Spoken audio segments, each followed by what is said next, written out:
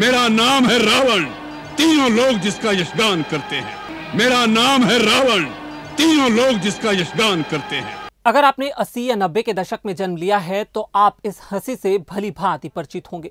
90 के दशक में टेलीविजन पर जब भी यह हंसी गूंजती थी, हम सहसा सेहर ही उठते थे। यह हंसी है अरविंद त्रिवेदी की। अब आप सोच रहे होंगे कि आखिर ये अरविंद त्रिवेदी कौन है। तो आपको बता दें कि 90 के दशक में रामानंद सागर ने एक टेलीविजन शो बनाया था, रामायण। इसी रामायण में अरविंद त्रिवेदी ने निभाया था किरदार रावण का। बीती रात हार्ट अटैक से उनका निधन हो गया। इसी वजह से आज इस वीडियो में हम विस्तार से आपको इन्हीं अरविंद त्रिवेदी के बारे में बताएंगे। रामायण सीरियल से राम के रूप में अगर अरुण गोहिल को पहचान मिली है, तो एक्टर अरविंद त्रिवेदी की रावण की भूमिका भी इतिहास में स्वर्णिम अक्षरों से लिखी गई है। रामानंद सागर के धारावाहिक रामायण में लंकाधिपति रावण का रोल निभाकर अरविंद त्रिवेदी ने खासी लोकप्रियता बटोरी थी। अरविंद मूल रूप से मध्य प्रदेश के शहर इंदौर से ताल्लुक रखते हैं। अरविंद के बड़े भाई उपेंद्र त्रिवेदी गुजराती थिएटर के जाने माने आर्टिस्ट रहे थे। भाई को ही देखकर अरविंद ने भी एक्टिंग में हाथ आजमाने की सोची थी। आपको यह बात जानकर हैरानी होगी कि अरविंद त्रिवेदी ने रावण का किरदार निभाकर इतनी सफलता बटोरी थी कि असल जीवन में भी लोग उन्हें रावण समझने लगे थे। एक न्यूज चैनल को दिए अपने इंटरव्यू में अरविंद त्रिवेदी बताते थे, मैं केवट के रोल के लिए ऑडिशन देने गया था, लेकिन रामानंद सागर ने मुझे रावण के लिए चुन लिया। अरविंद आगे कहते हैं कि सबका ऑडिशन होने के बाद उन्होंने मुझे बुलाया। उन्होंने मुझे एक स्क्रिप्ट दी और मैंने जब वो स्क्रिप्ट पढ़ी तो सागर साहब चिल्लाते हुए बोले कि मुझे मेरा लंकेश मिल गया है। अरविंद त्रिवेदी आगे बताते हैं कि मेरे बच्चों को लोग रावण के बच्चे और मेरी पत्नी को मंदोदरी के नाम से पुकारने लगे थे। मैंने कभी नहीं सोचा था कि रावण का किरदार निभाकर मैं इतना मशहूर हो जाऊंगा।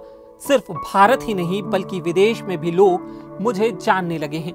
मेरा नाम याद रखेंगे, मैंने ये कभी नहीं सोचा था। जिस दिन सीरियल में रावण मारा गया था, उस दिन मेरे इलाके में लोगों ने शोक मनाया था। रामायण में अरविंद त्रिवेदी ने यूं तो रावण का किरदार निभाया था, मगर असल जीवन में वो राम के परम भक्त थे।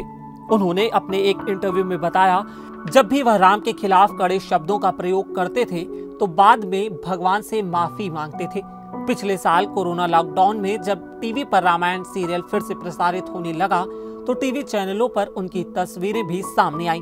वह टीवी पर रामायण देखते दिखाई दिए।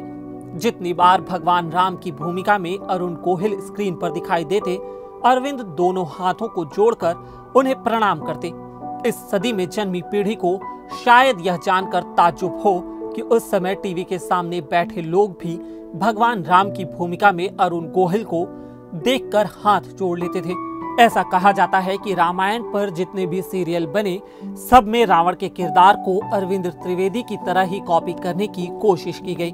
बता दें कि रामायण सीरियल के अलावा अरविंद त्रिवेदी ने हिंदी और गुजराती भाषाओं में मिलाकर 300 से भी ज्यादा फिल्मों में काम किया है।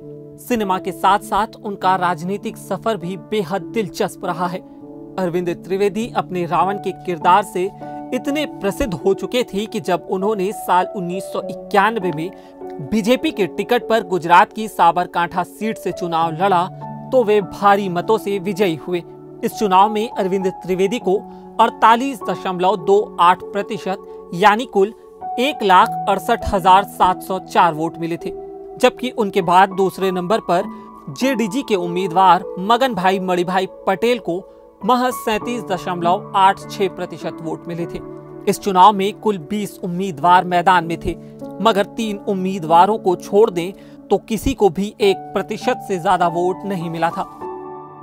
ऐसा कहा जाता है कि उस दौर में भी अरविंद त्रिवेदी लंकेश के नाम से ज्यादा प्रसिद्ध थे। लंकेश की रैलियों में उस दौर में भारी भीड़ जमा होती थी।